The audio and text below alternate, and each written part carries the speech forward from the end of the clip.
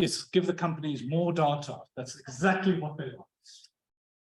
If any of you have a ring system at your home, like Amazon Ring, please throw that in the window. It's really, there's a reason Amazon bought the company that makes Roombas, because Roombas have to basically map out your house, you know, to automatically do the backend thing. So Amazon will not continue to just know about what you're watching TV and what you listen to. They want to know how you move around your house, because there's a whole range of different technology that knowledge.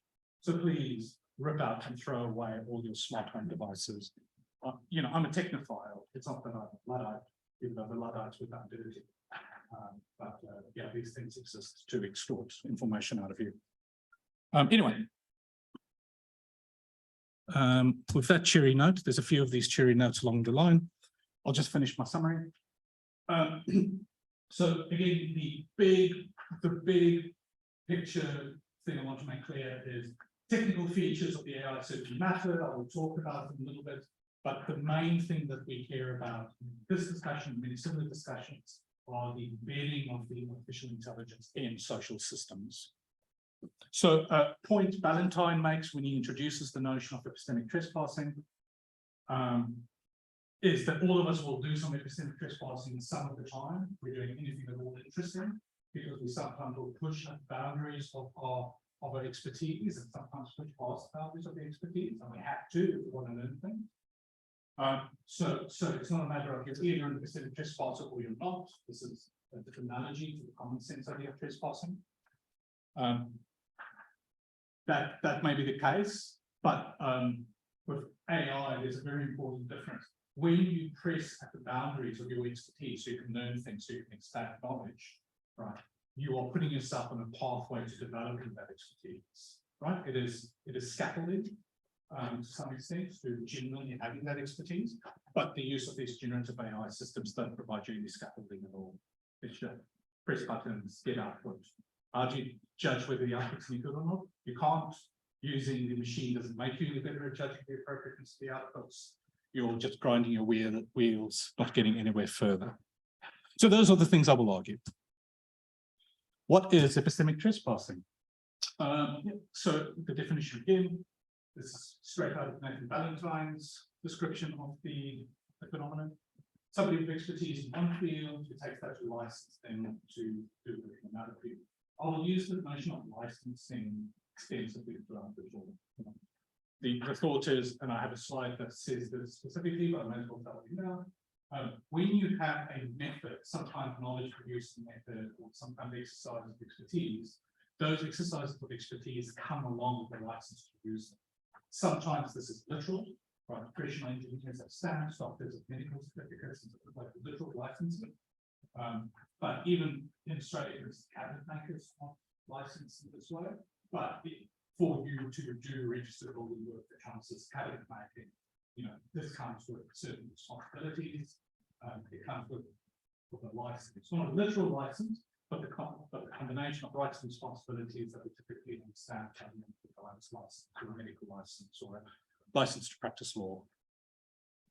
So the classic examples of epistemic trespassing are scientists in one field, use their prominence as an expert in that field to say often rather silly things in a different field.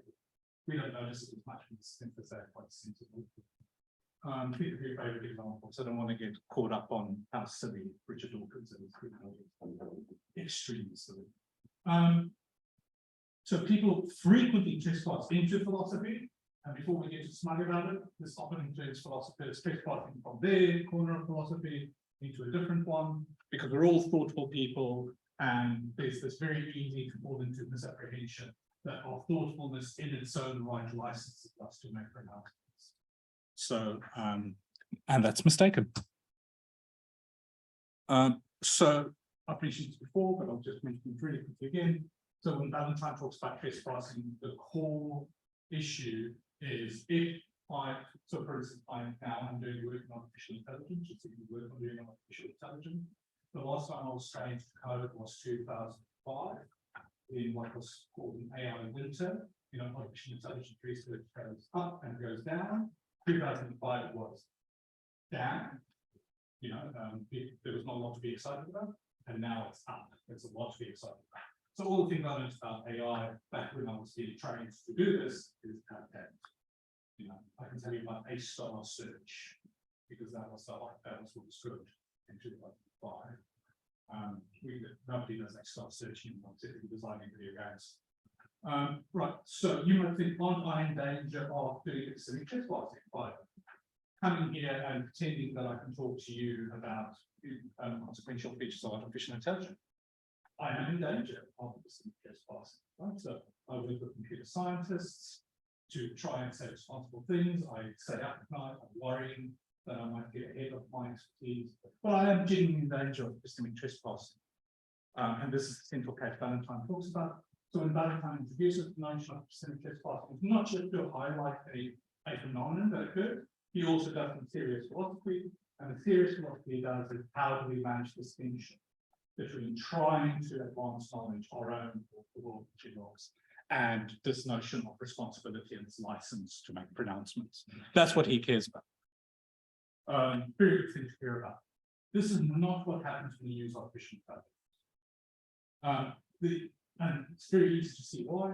So when I go to ChatGPT and ask it to design me a menu for an Italian dinner when I'm inviting people over, because I know there is such a thing as an Italian way to present dinner. I don't know what it is, but presumably somebody's written it on the internet at some stage.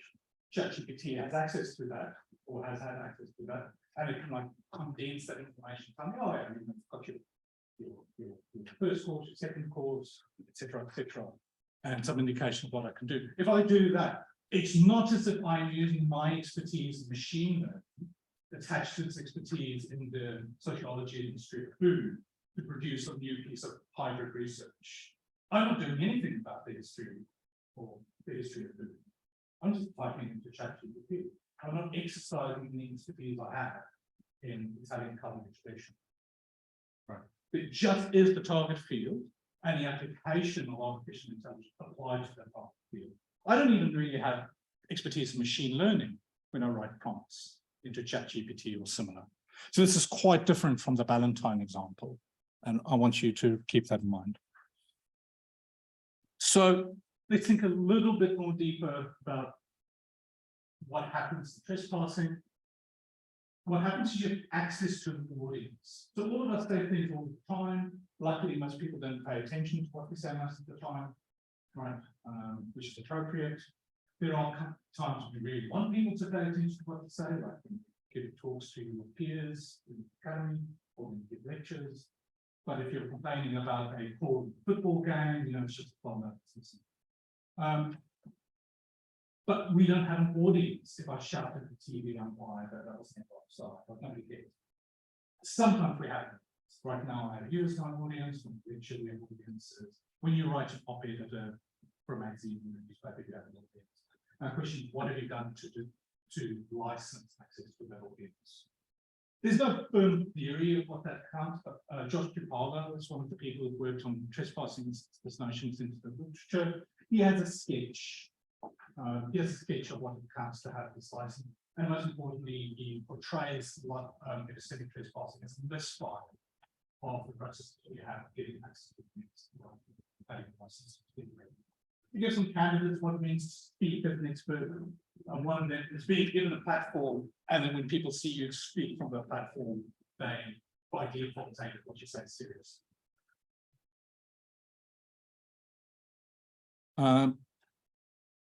So here's another way in which the Valentine discussion and this discussion of generative AI comes apart.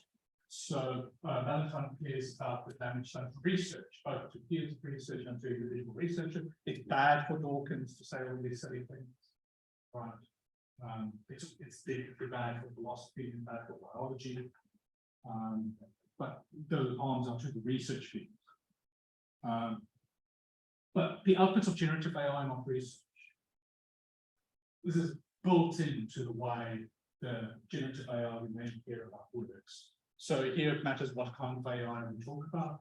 The ones I have in mind here are large language models, in particular generative AI systems that are built on top of large language models. I haven't included it in the slides, but But this is the point where I say, if you want to know how these chatbots work, I can tell you, I can give you the 2-minute version, 5-minute version. I'm not qualified to give you the 2-hour version, but I'm qualified to give you up to about a 20-minute version of how these work. Anybody interested? Or shall we go on? You are? So a large language model gets that name because in current iterations there are a few billion entries in an database. It's a very large matrix, basically expression or data, very large matrix of numbers. Each number is a degree of correspondence, a statistical correlation between two items. Right? For large language models working on text, these items are words. Not head words in the dictionary sense, text token, right? Like the string. But if you do your best job to slice up text into meaningful segments that can be recombined, right? So words, stems, particles, those kind of things. Those are all entries, right? But the model is not these items, not these tokens, they're called. They're a measure of correspondence between these tokens. What the large language model does is it predicts, given some sequence of tokens, which token is most likely to be indexed. People point out that predictive texting on your phone works exactly like this. It's a lot more complicated and a lot more interesting system than the one behind predictive text, but the output's the same, right? You have a sequence of words that start here, that ends here. What's the next possible word? You get that output, okay? Now you have your original sequence plus the extra word. What's the next one? Okay, now you've got your sequence plus those words. What's your next word? So on. That's the model gives you a statistical interpretation of that.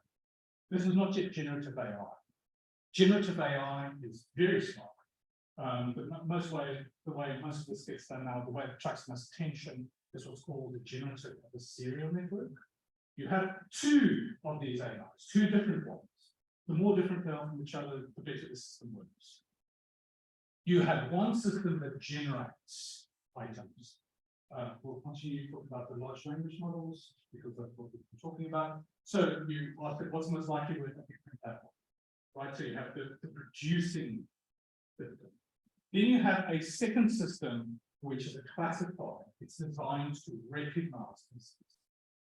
So, and that one says, oh, this counts as an example of, for instance, the news report, right? It's seen thousands and thousands of news reports. It's got a good statistical model of what a news report looks like.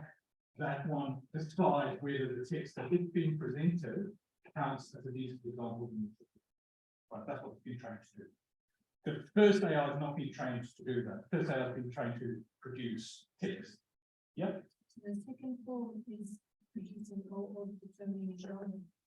So the second one accepts or rejects candidates. The first AI produces candidates, right? And again, the more different two systems are from each other, the better the system works.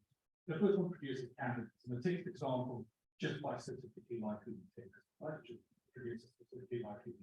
Then you've got to discriminate. And the discriminator says, yes, that's the news example. No, that's the news example.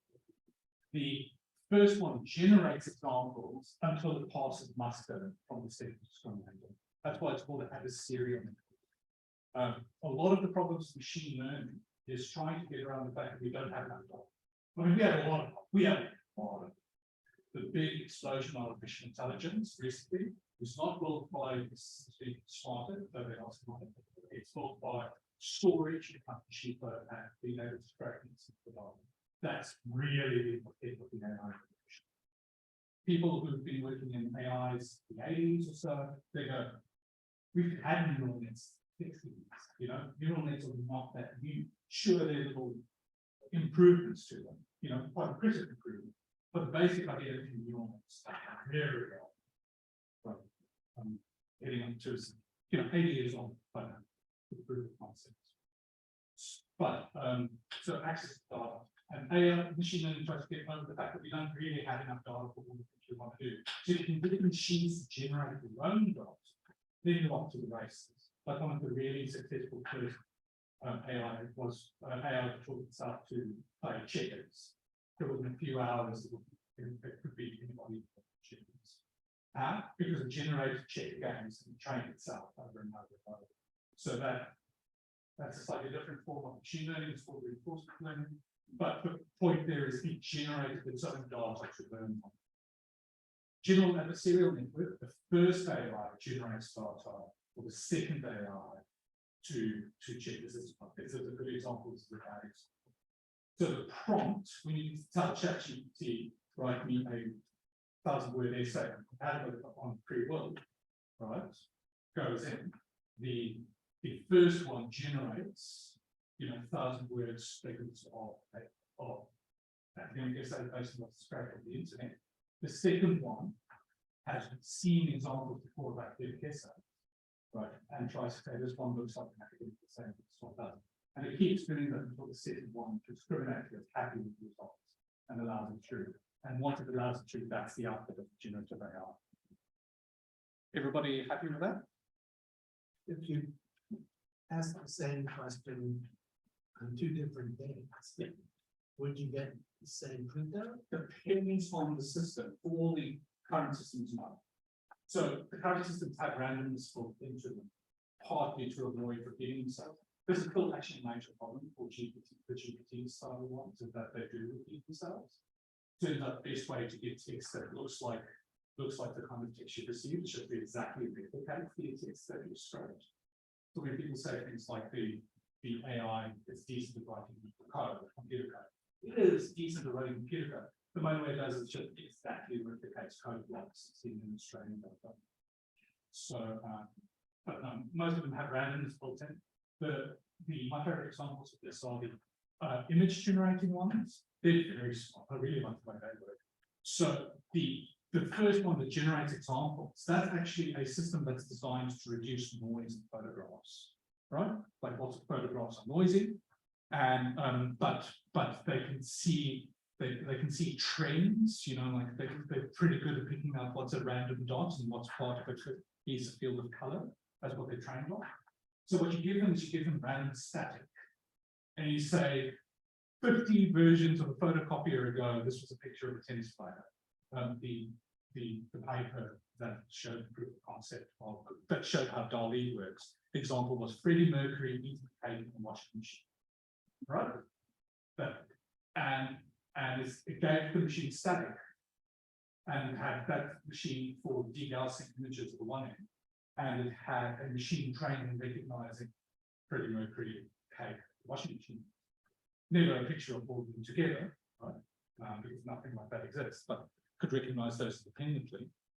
And the degaussing system, the denoising system, took that static and was like, well, boy, there's a lot of noise in this picture, but I know Freddie Mercury is inside a washing machine eating cake in here. It must have looked like that. And it kept producing candidates for the discriminator, which can recognize cake machine, Freddie Mercury, until it convinced the discriminator. That's what the reported original picture. So that's how those work. That's the clearest example of Gen AI. Yeah. People sometimes talk about a kind of attention mechanism to speak another step. Yeah. So with that. yeah. So they don't matter for anything we'll talk about now. But when I said the machines are more sophisticated than they were in the 60s or the 80s, so the big breakthrough technique of attention. So multi-head attention. It's a way for them to get over the fact that they don't save states, they don't have memories about the things they look at. So it's a big deal when ChatGPT can give you a multi-paragraph text and it refers to something in the third paragraph mentioned in the first paragraph. It doesn't have what linguists call like the grounds of conversation. But when you have a conversation, there are topics that are in play in the conversation, and the speakers. Okay, other linguists have that. It doesn't have any. But attention is the trick for which you can use the same kind of outputs that us with these numerics and certain grounds can use. And attention is when in the big list of numbers, remember, ultimately a model just a list of numbers. GPT means pre-generated transform, a general pre-generated transform. Pre-generated because it already has a table of numbers, which are generated in millions of computer hours. And attention is when some bits of those numbers say, look, pay attention to what's happening at those numbers when you get to this. I don't know how clear it was. This is not really, it doesn't really come up in this talk, but attention is big, it's the big technical advance that our current RNNs have to report. But ultimately, it's all linear algebra, right? Like they're pointing the linear algebra at different parts of the machine, different times, quite sophisticated way. So I don't want to give the impression that nothing's happened except hard drives got cheap. But the big thing that happened is hard drives got cheap. That's the big thing that happened. Right, so that's generative AI. So when I talk about generative AI, I talk about families of artificial intelligence. GANs, generative adversarial networks, is only the most flashy one of those. It's the one behind Dolly. You get more old-fashioned ones to shift. You get a machine to randomly combine words. ELIZA, the notorious word system. I don't know if you're familiar with ELIZA. It's in the 70s. It's almost meant as a joke, right? Like it imitates conversation with a psychoanalyst. So you give it a sentence, and then it says, "How do you feel about the sentence you just gave?" And as long as you play along, and people are very good at playing along, conversations wouldn't work if we didn't play along with our conversation partners. As long as you play along, even ELIZA, which is done as a toaster, can have halfway convincing discussions. So that's generative AI. It's a very primitive one.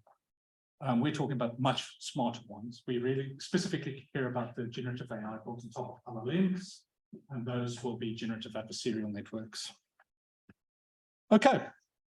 So having gone through that, it should be clear that whatever GPT or Llama or Bard or whichever one we're talking about, whatever it produces, it's not research. It can't be novel because of the way these systems are built. It is recreating data it's previously received. It could not produce novel work. It can produce novel work in the sense linguists care about that, productive, right? So it could generate a picture of Freddie Mercury being taken in a washing machine, a picture that's never been taken. It's never happened. I mean, he was an interesting man, but not in those ways. Novel in those ways, but not novel in the way that we mark essays we care about novelty for students. It couldn't produce it. It's not a candidate to produce it. It produces things that's already seen. It's specifically trained to produce things that are already seen. It's the only thing it could do. So Gen AI, at least the ones we're looking at here, can't produce research.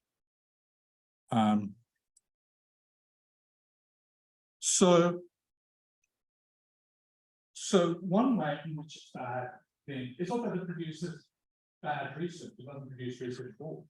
But all of us being social agents, when we navigate the world, we learn things mainly through testimony. Almost everything through testimony. I'm one of those people, like officially my colleague Neil Levy, even though it's almost never had a quarry.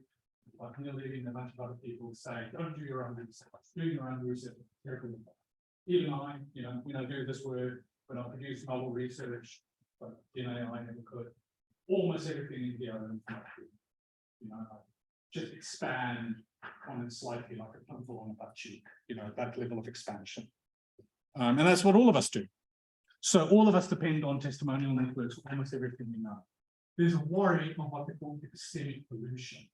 When we look around for examples, there's worry that many more of the examples we see will be AI generated, and they'll be spurious in some important sense.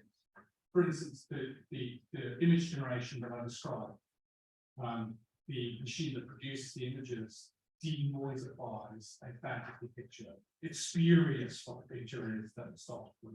It never was a picture pretty right? So it's a spurious example. And in a very important sense, all of these Gen AI backwards are spurious in that sense.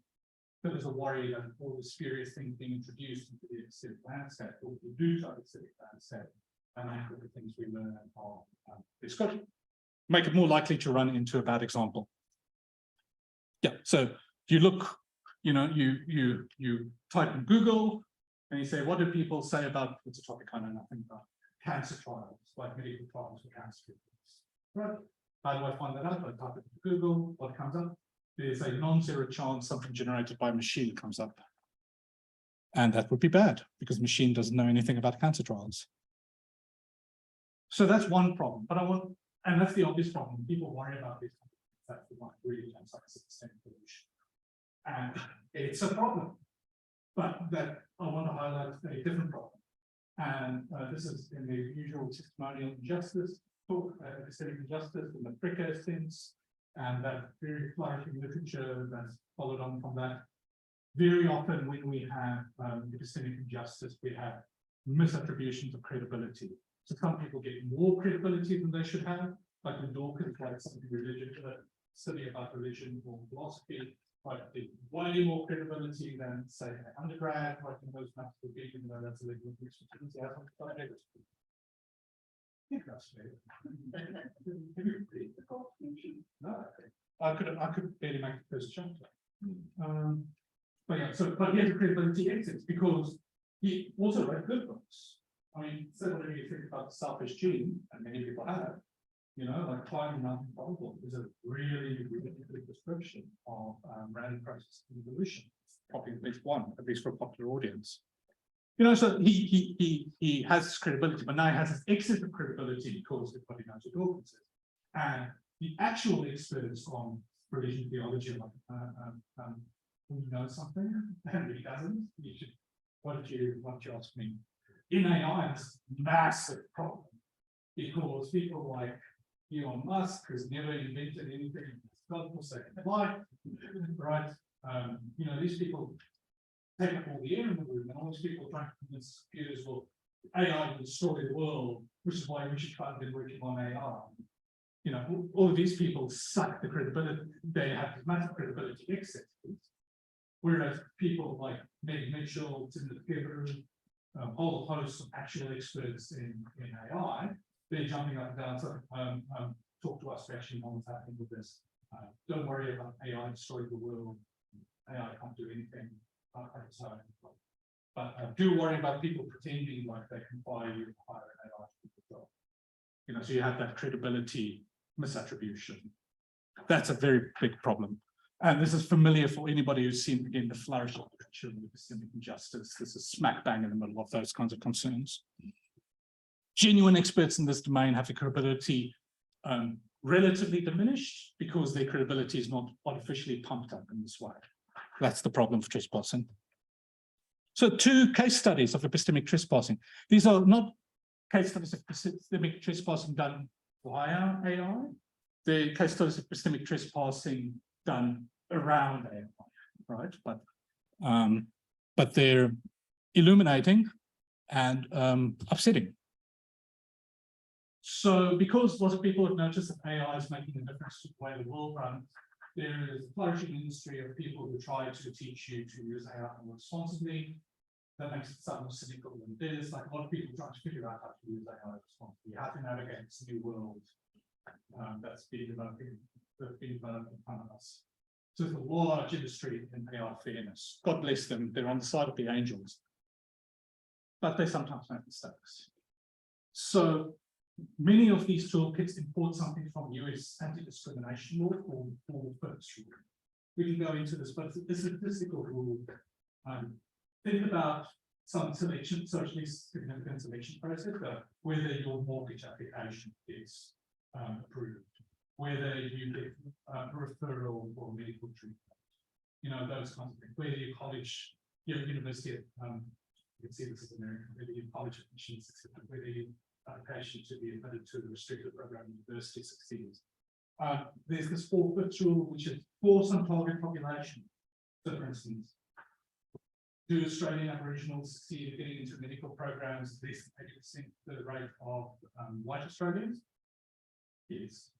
Well, that's possibly some undue impact, undue bias against Aboriginal Australians. Seems sensible as well. More than that, the fact that it points to existing law, it's not just things people type out in an armchair. This has actually been practiced for decades in American courts. But that seems to be an indication that this is not a silly way to go about things. However, that rule is not what the court choose. There's this astonishing paper by Watkins, McKenna, and Chen. It's not been published in a journal. It's published on SSRN, but it's got hundreds of citations. Here's how angry they are. I didn't make this meme. The meme is in the paper, not their Twitter thread, introducing the paper. This is figure 2 in the paper, or figure 1 in the paper. They are mad because at least one of them is a legal theorist, right? And at least one of them is an expert in AI affairs. And then like, 4/5 rules of law. So I can describe to you how it works, really gets into the weeds. But what happens is when a regulator brings a case against something, not even in court, right? This is just a regulator having a conversation with something like, oh, maybe you need to watch your track, which is how a lot of regulation works, especially in the US. One of the features that they might bring up is statistical distributions between the target population and the general population. And this is one of 3 tests that they could use. So for this to count, a whole bunch of other legal steps have to have occurred. And even when it counts, it's only one out of 3 different ways to try and measure impact. So this just isn't the law. People say issue the 4/5 rule, it's established law, it's a good way to measure disparate impacts, a good way to measure bias. And legal theorists are like, that's not how you measure bias. Right? Only if you knew nothing about legal theory would you have thought that. If all you did, and I mean, some people find simple things, I understand. If all you did was look through the regulatory guidebook or metrics, you would have found this one. That's a metric. If you work in machine learning, that kind of statistical metric is easy for you. You're trying to understand it, you're trying to implement it. It's happening. It's just not the law. So that's an example of epistemic trespassing. The computer scientists trying to help us with AI fairness have helped themselves to this issue, this notion of legal theory, but they're not licensed to use that legal theory. They misapplied the legal theory. But because it only gets seen by computer scientists, the problem isn't found until people write extremely angry papers. It's a lot of fun. Here's another example, a little less fun. So Butov et al., Butov from Bala Kluk and have a write-up of a recent controversy in neonatal care. So I forget, it's on this slide, but somebody wrote up something that went very bad in this medical trial with neonatal care. So the problem is, if babies get born preterm, it's quite bad for them. One of the ways that they haven't finished growing. We have established therapeutic approaches to help people encourage growth.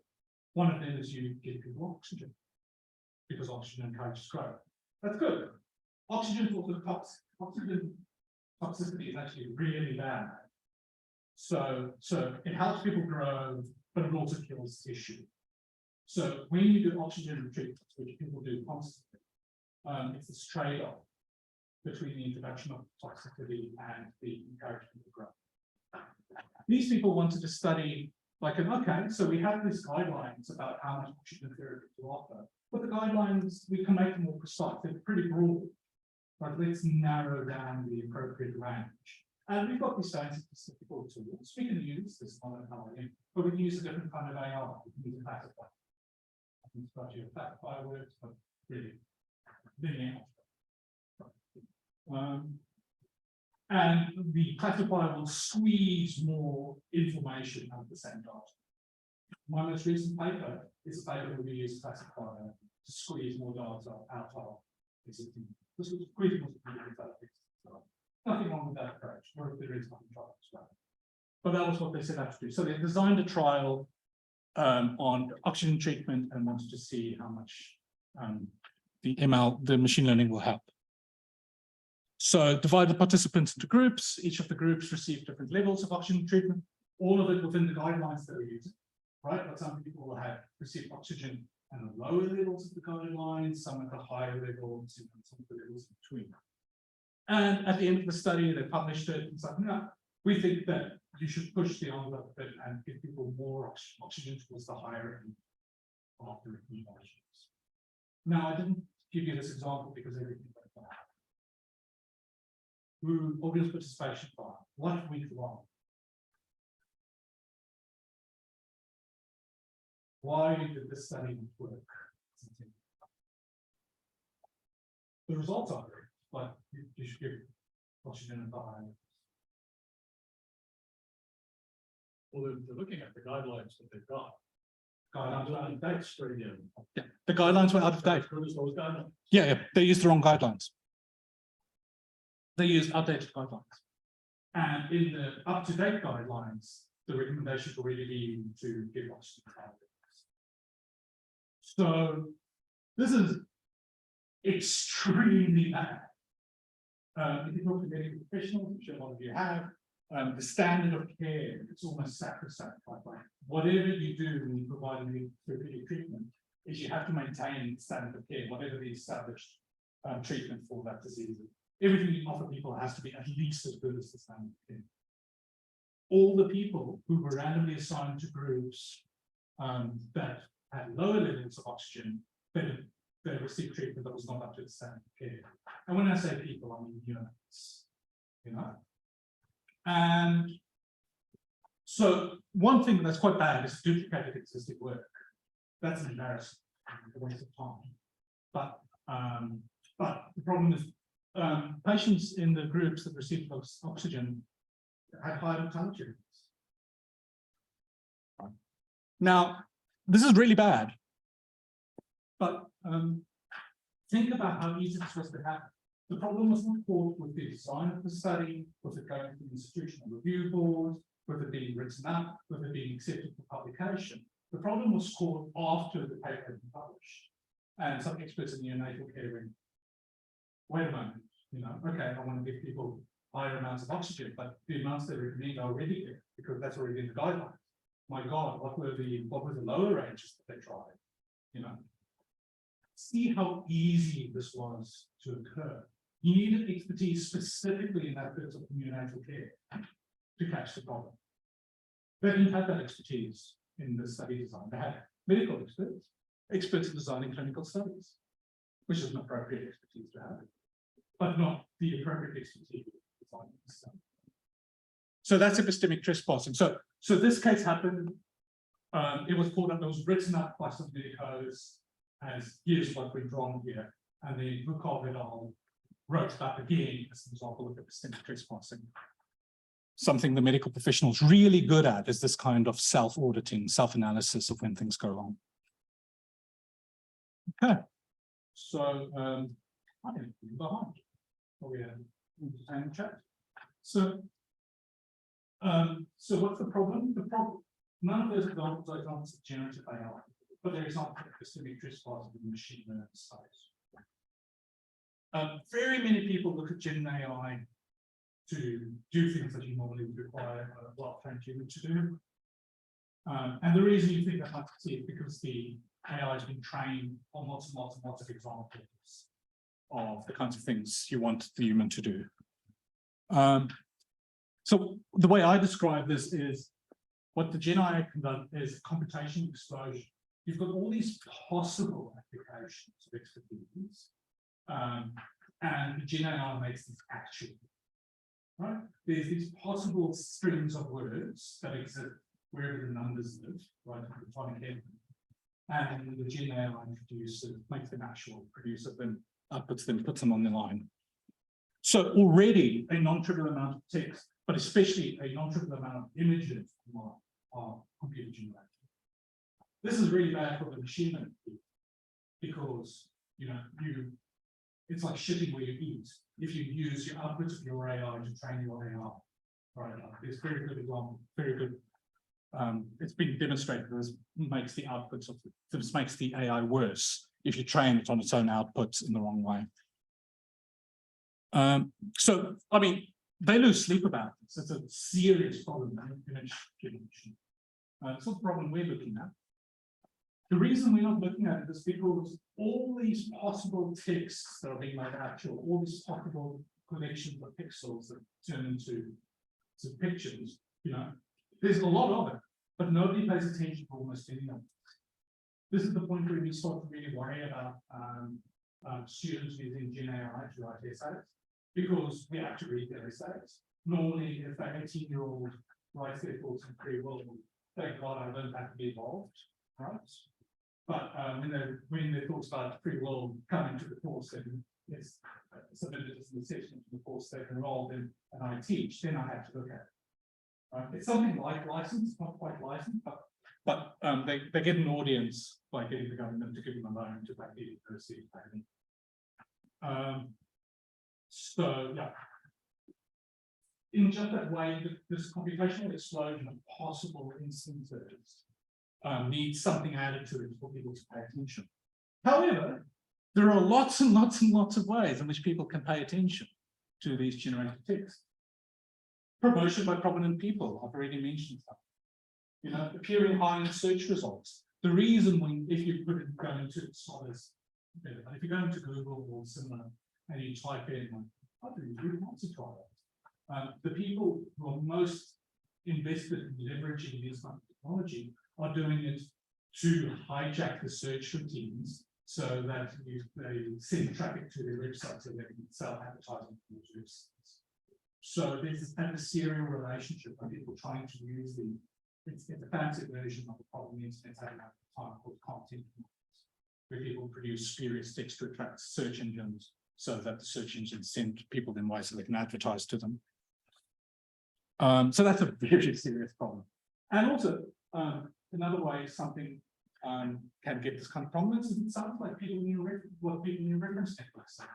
So if, like me, you really care about the work of Christina Bicchieri and the social philosophy around there, that's the one who really jumps out to you. This is the kind of thing Levy's been writing about, Neil Levy.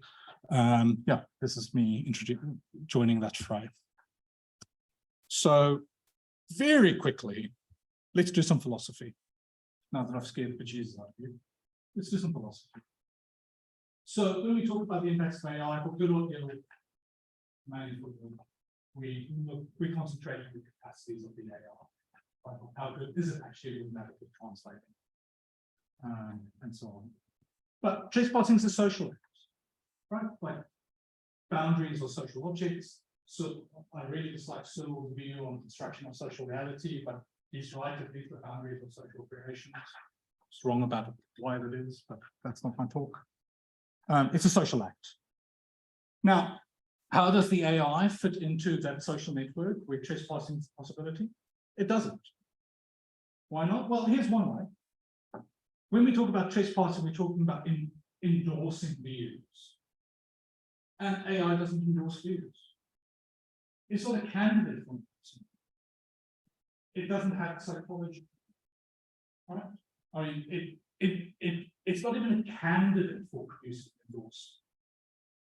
So there's a difference between just a sentence, a string of words, and a medical professional, for instance, at your medical appointment, uttering that string of words as a recommendation for you.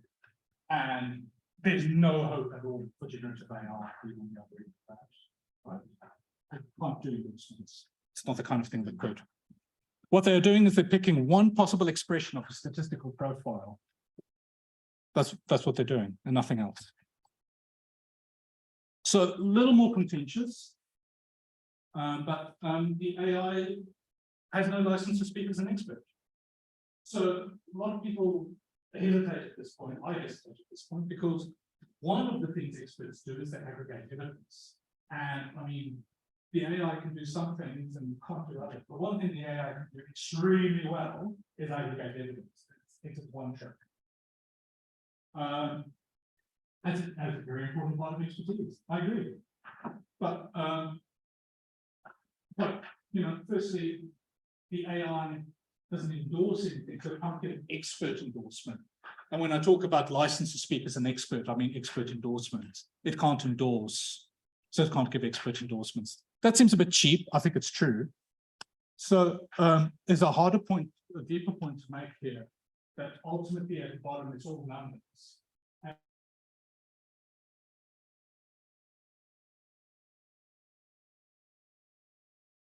Based objects in the world, You know, you tell the AI, you tell ChatGPT around the building fire, and will produce sentences like, oh no, save yourself or whatever. What it won't do is run out of the building. It doesn't know what running is, it doesn't know what a building is, it's just generating those tokens. Right. So this is a line I've pushed in a number of domains. You know, it doesn't understand anything. A less deep but still concrete way to make the point is, yeah, AI is extremely good at aggregating evidence, but it doesn't choose the evidence to aggregate. And a very important part of expertise is knowing which evidence to throw into your model. So it doesn't do that, so it doesn't exercise expertise. It's a tool experts use. So the trespasser must be the person using the AI. This is not actually what I believe. I believe that there's a corporate agent used by the AI and the AI, but that's it. Talk to me as much as you like about corporate agency is one of the things I really care about. I think that you can have corporate agents with inanimate objects in it. This is not a weird view. Brian Epstein has this view in the Hammersmith. The best book on social ontology that there is. But yeah, so I think there's a corporate agent. But in any case, the corporate agent has to include humans. So it's human doing the trespassing, or the human's the most significant contributor to the trespassing. So there's a famous case, really funny case, of a lawyer severely reprimanded in the States of the nature of losing his license to practice law because he gave a ChatGPT generated legal brief to the court. This is contempt of court, right? Because he's not citing his expertise. The judge was very upset when he tried to look up his precedents and they weren't there. Yeah. So that's an example of, it's not ChatGPT that didn't apply his legal expertise. It doesn't have legal expertise. It's not certified to practice law. It's the lawyer. The lawyer makes that, not ChatGPT. There's all these stories that may be true. They're probably not as many of them as the people complain, but the stories about journal and grant reviews by AI. I hope that's not true. So that'll be a mistake by the referees, not a mistake by ChatGPT. Yeah, so there's pre-existing license in that case, and it's the human that misapplies the license, not the AI. The AI doesn't know what the license is. It doesn't know anything. It's numbers. So my view is to epistemically trespassers to produce text that endorses claims that go further than licensed by the competence exercised in the production of that text. Right. It doesn't need to be that it passes what you need to do at all. The lawyer in this case really could write a legal brief, just didn't. This kind of carelessness is really commonplace in the use of expertise, like really commonplace. And generative AI offers a problem because it's a very strong enabler of this kind of carelessness. But that's not the main problem. The main problem will just be somebody who has license because they're prominent, because they own a website, you know, because they buy other companies under who create, you know, and they use that prominence to push a view. That's the most likely kind of trespassing. So sometimes people say this seems extremely negative. I have actually defended in print that you can use tools you don't understand. I have very extreme version, the most extreme version of this view, my acquaintance. I think it's perfect to use tools sometimes, even if you have false reviews like that. Please ask me about that. I'd love to talk about it. So I'm actually, when it comes to the possible introduction of AI, I'm all the way on the positive side, right? Like there's this scope to do. It better be that we can use tools we don't understand because nobody understands the social world, but we navigate it all the time. So it better be that we could be licensed to use it. And also missing to spreading skepticism about the capacities of AI. Somebody complained about the last time I gave a talk, I'm making the AI to be done. It doesn't actually matter how good the AI is. I think there are some AIs that are spectacularly good. The best chess player in the world is Stockfish. Right? Stockfish is the strongest chess playing entity in the universe, unless somebody has by accident invented chess in the different service. You know, the best poker player, the most consistently winning poker player is on computers. And there's lots and lots of things we use the machines to do, and we could appropriately use them to do. This is a sketch of what would be some problems to avoid when you're trying to use these systems, not whether the systems are capable of doing it. I think the capacities of ChatGPT is massively blown up. Like it can't do a quarter of the things people claim it can do. It can do some things. It's very impressive. It can, but it's not actually the capacity of the AI which is at stake here. It's the introduction of the AI into our existing social systems. Yeah. Many AI can contribute to genuine expert endorsements. So I pay good money to people to train me to play poker there. And some of the things that they tell me, right? It's like I ran the system through a computer, you know, and it turns out that this sequence of play has a higher expected value than that sequence of play. And that's fine. And that's not just me hoping that I spent my money well. Right. So contrast bad use of Gen AI, like getting it to write your journal reports. This is a good use of some kind of external aid, and we'll do a really low tech, but this is a very significant real world, and it's using a chip. So a very large part of what engineers do, especially flight engineers, probably a good example. This is what they do is they have a list of things they need to do before the plane is allowed to take off. And they check off the items on this list one by one. This constitutes a large part of the information. Now, give me the checklist, and you know, hopefully you're not on that plane. I'm not qualified to use it. But it's an external aid. It's an interesting example because in engineering, checklists are entirely de rigueur. Nobody thinks about them twice. In medicine, they're being introduced. The health outcomes are better when people use checklists. Some medicos, surprise, surprise, older high status medicos, hit against the pricks. They don't think that their expertise can be farmed out this way, right? But the contrast between the two fields is very interesting.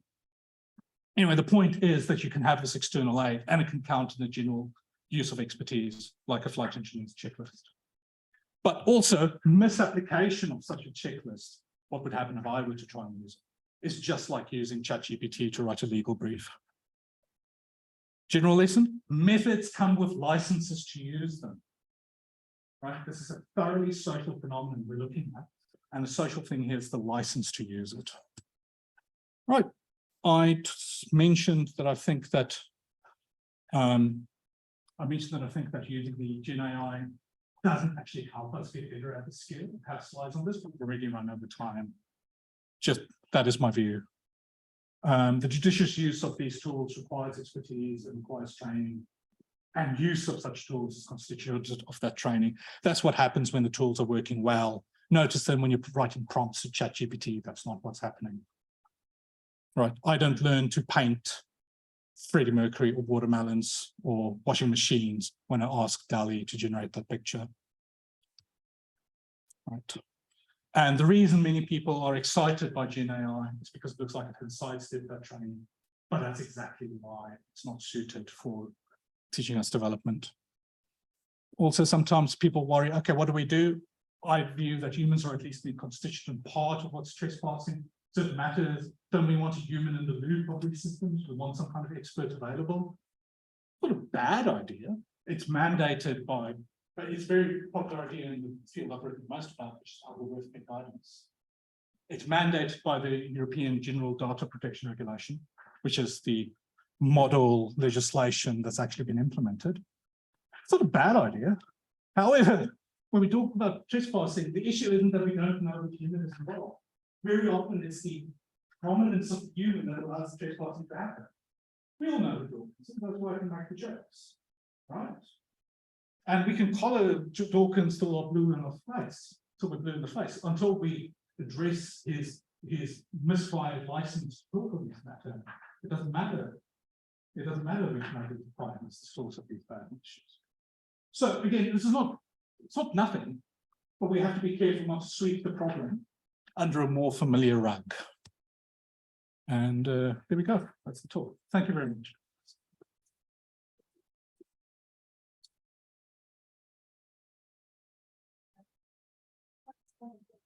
Yeah.